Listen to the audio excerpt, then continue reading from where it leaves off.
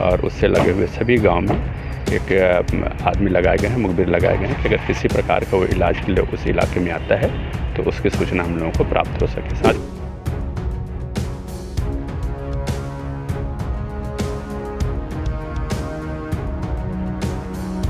एक नक्सल सदस्य है, उसको वहाँ पर रंका में गिरफ्तार किया गया है। के सरहदी इलाकों में अभी भी नक्सलियों की मौजूदगी है और बूढ़ा पहाड़ इसका गढ़ कहा जाता है। हाल ही में रंका में जो पुलिस और नक्सलियों के बीच मुठभेड़ हुई है उसमें यह कहा जा रहा है कि एक नक्सली जो कमांडर है वो भागकर बलरामपुर की तरफ आया हुआ है। हमारे साथ जिले के एसपी डॉक्टर लाल उमेद सिंह मौजूद हैं। हम इनसे जानेंगे कि अभी किस तरह से पुलिस का जो ऑपरेशन चल रहा है और क्या माना जाए कि जो नक्सली है सर इसी तरफ भाग के आया है, किस तरह से अभियान चल रहा है पुलिस का। इसमें रंका थाना क्षेत्र में एक रंका पुलिस और नक्सलियों के बीच में मुठभेड़ हुई।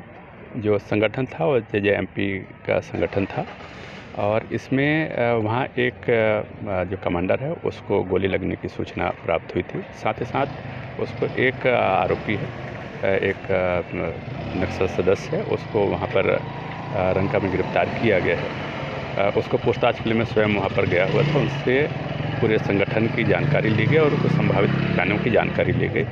उस आधार पर लगभग 5 या 6 की उनकी संख्या है और वो मुठभेड़ के बाद में वहाँ से भाग खड़े हुए हैं।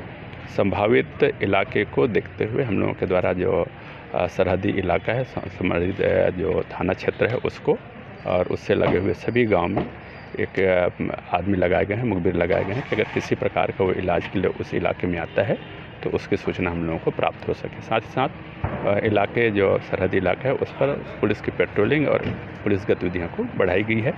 गढ़वा पुलिस से हम लोग लगातार संपर्क में हैं। कोई भी सूचना प्राप्त होती है फिर हम लोगों को सूचना प्राप्त होती है तो आपसी आदान प्रदान कर इसका निरीक्षण करेंगे। जी हाँ, तो ये थे हमारे साथ जिले के एसपी डॉक्टर लाल उमेद सिंह, जिन्होंने एक बड़ी जानकारी दी है कि जो नक्सल सदस्य झारखंड में गिरफ्तार हुआ था रंका में, उससे इन्होंने खुद जाकर पूछताछ किया है और पता चला है कि 5 जो सदस्य हैं जिसमें एक कमांडर को गोली लगी है वो इसी तरफ से भाग कर आया है और 5 लोग उसमें हैं। तो पुलिस की टीम सर्चिंग कर रही है और लगातार जो नक्सली उन्हें पकड़ने की कोशिश की जा रही है और जो संयुक्त ऑपरेशन चल रहा है पुलिस का, उससे यह माना जा रहा है कि नक्सलियों पर जो पुलिस का दबाव हो काफ़ी तेज़ी से बढ़ा है और जो नक्सली हैं वो अब भागने में पड़े हुए कि वो भागकर अपनी जान बचा रहे हैं।